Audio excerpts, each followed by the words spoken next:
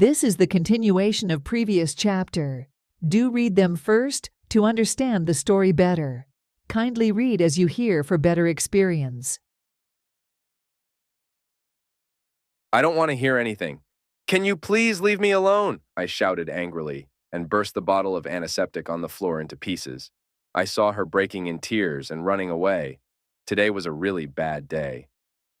After YN left the office, I happily opened the tiffin and started eating the food she cooked for me. Just then, I received the news that one of my important factory was attacked and destroyed. An old friend and business partner of mine got badly injured in this attack. He is now hospitalized and is battling for life. While I was still processing all of these misfortunate news of the disaster, the food slipped from my hand onto important papers on the table, drenching them completely. All my efforts for several days and nights were drenched in soya sauce. Redoing it again would take at least a day or two, which means I would not be able to seal the deal today at the meeting. I had to cancel all the meetings. Later, I visited the hospital to check on my friend. Although he was out of immediate danger, his condition still remained critical. Misfortunate events raised my anger to a high level. The destruction of my factory and goods worth millions added more fuel to my frustration. I returned home frustrated and exhausted. As I sat down, I felt a volcano of anger within me, ready to burst any time. To calm my nerves down, I grabbed a few bottles of whiskey and sat in my office, drinking to ease myself. It was in the midst of this turmoil that YN walked up to me. All my anger erupted on her. I'm not justifying my harsh attitude towards her, but I was extremely frustrated, and not in my senses when my anger erupted out on her. Before I could realize that I crossed the line, she was gone. I tried to go behind her but stumbled while following her, tripped on something, and ended up on the floor. I was too drunk to stand up on my feet again. I woke up the next morning annoyed by the bright light reflecting on my face. As I tried to move, I realized I was in a mess. My eyes looked for the clock. What? It is 11 in the morning. I mumbled to myself. It's YN's birthday today, I thought, sitting up straight. The memories of yesterday flooded back. Oh, fuck. What did I do?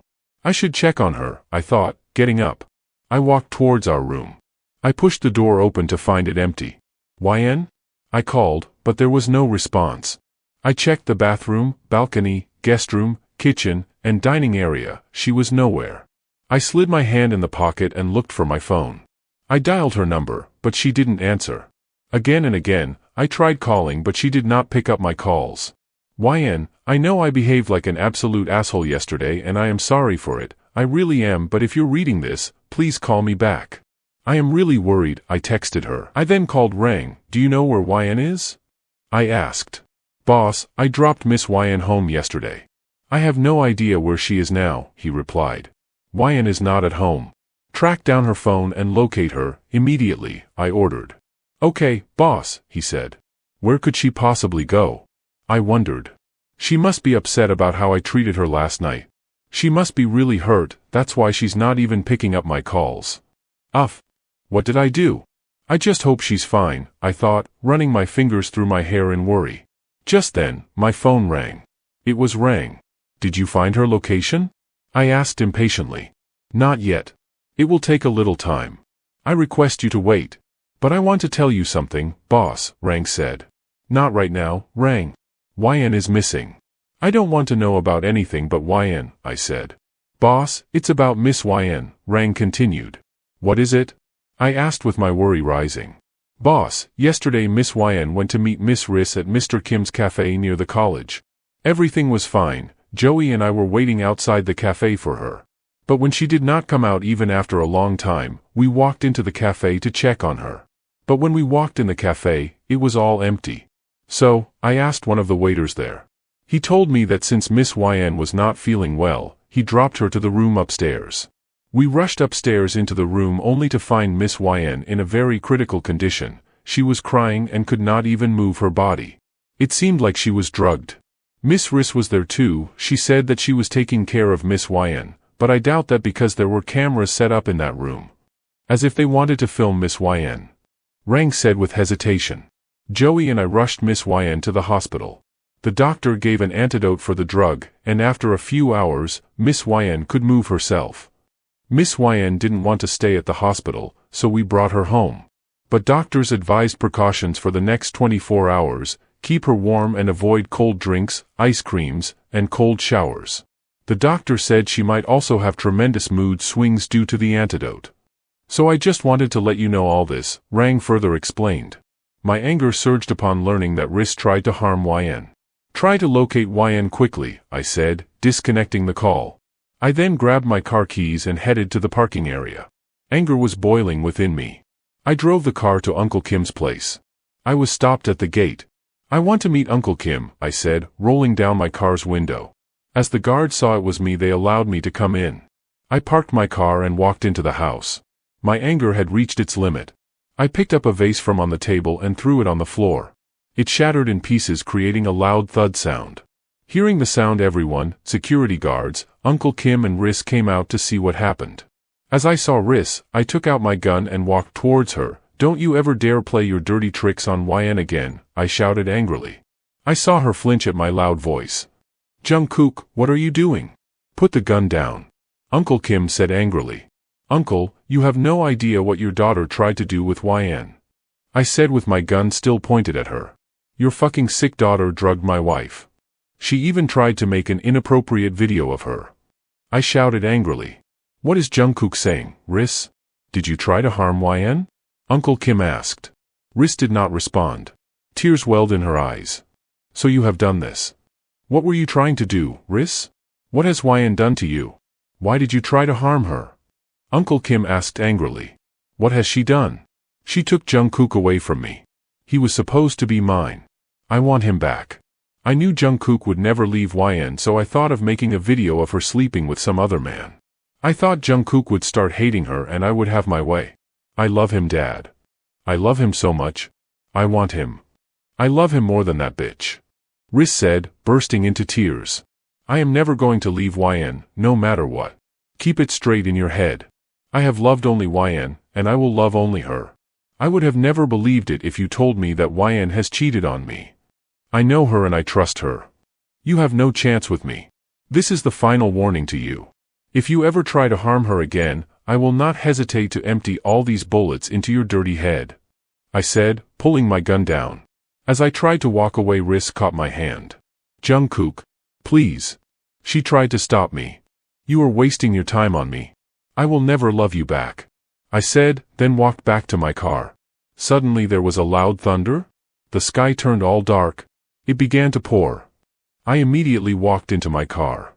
As I was driving home, I got a call from Rang. Tell me you have located her, I asked impatiently. Boss, we located Miss YN. She is safe. Don't worry, Rang assured. Hearing she is safe calmed my nerves down. Send me the location, I asked. Okay, boss, Rang replied. I turned my car in the direction of the location. She went through a lot yesterday. I should have comforted her. She must have been really heartbroken after I told her to leave me alone. I need to beg for forgiveness, I thought while driving. It's her birthday today. I need to take something, I thought, stopping at a bakery. I bought a blueberry cake and her favorite white lilies, then drove in the direction of her location. I stopped at the address Rang sent me. Oh, I know this house. It was gifted by YN's parents on her last birthday. I realized, getting out of the car. It looked spooky since we never lived here. I reached the door and rang the bell. Is she really here? I wondered, while trying to peep inside. Just then I saw YN coming out to open the door. She looked sad as hell. Her eyes were swollen. She must have cried a lot. As she saw me, she turned and walked away. YN, listen to me. I am so sorry. I made a mistake, please forgive me. Please talk to me, I begged, but she did not return. YN, please let me explain, I shouted, but she did not respond. YN, it's raining, and I am really feeling cold. Please open the door, I pleaded, but there was no response. I am not going anywhere until you open the door, I said, and began waiting at the door. Finally, after 10 minutes, she opened the door and handed me a towel. She then turned around and began to walk away. I held her hand. YN, I am so sorry. I never meant what I said last night. It's just that I was frustrated about other things at the office, and all my anger burst at you. I am so sorry. I really am. I cannot imagine my life without you. If you ever leave me alone, I won't be able to live. Please forgive me, I said in one breath. She stayed silent. Yen, I said, and gently turned her toward me. I saw her eyes were teary and her nose red. I am so sorry. Please forgive me, baby, I begged. I hate you so much. She said, breaking into tears, I am so sorry. You know I can't live without you. I was stupid to ask you to go away, I said, gently rubbing her back to calm her nerves. I was desperately begging for her forgiveness. When I felt Her wrap her hands around me.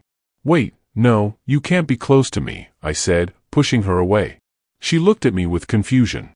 Ah, look, your dress got wet. Go and change your dress. Didn't the doctor tell you to stay away from the cold? I am all wet, stay away from me. Now go change, before you catch a cold, I said. I am fine. Don't worry, she said. No, you're not. Go change your clothes at once. I will take no risk with your health, I insisted. Okay, I am going. But look at yourself, you need to change too, she said. There are some clothes in the wardrobe of the guest room. You can change, she added, walking upstairs to change. I walked to the guest room and took out some fresh clothes from the wardrobe. I dried myself up and changed. I then called Joey. Is it all set? I asked. Yes, boss, everything is ready, Joey confirmed. Okay, I said, walking out. Yen was already waiting. I know I am late to say, but happy birthday, I said, giving her a bouquet of her favorite lilies. She smiled and took it. Come, let's go, I said, holding her hand and pulling her out. Come on, get in, I said, opening the car door for her. We took our seats. I turned the key, started the engine. This is not the way to our home. Where are we going, Jungkook? She asked. You will see, I replied, as I drove. After about 15 to 20 minutes of driving, we reached. I stopped the car. Beach? It's late in the evening. Why did we come to the beach? Yen asked, getting out of the car. Look there, I said, pointing near the shore. Oh my God, this is so beautiful. When did you prepare this? She asked with surprise in her eyes. You know I am a well-known name here. Doing such things is not a big deal for me, I said proudly, walking to the table arranged. This is a small birthday date, I said, gently pecking her lips. Ah. Wait, there's one more thing, I said, pulling away from the kiss. I rushed back to the car. I took out the cake, lit a candle on it and carried it to the table where Yen was sitting. Let's celebrate, I said, keeping the cake down. Oh, this is beautiful, she said, looking at the cake. Make a wish and blow them out, I said. She closed her eyes, made a wish, and blew the candles out. Happy birthday, baby, I said. She smiled happily and cut the cake. I fed her a bite. She fed me back. Everything was perfect and beautiful. The weather was rainy, romantic, and we sat under a bright rainbow holding hands. So, what happened at the office? She asked. Oh, forget about it. It's your birthday, I replied. By the way, what actually happened at the cafe with Riss? I asked, anxiously. Oh, forget about it.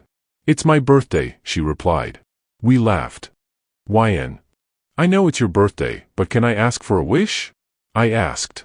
Okay, what do you want? She questioned. I want you to never leave me alone, I wished. Here we come to the end of One Shot Jungkook's FF. Thank you for watching. Turn on the notifications for next update. Hope you have a good day ahead. See ya.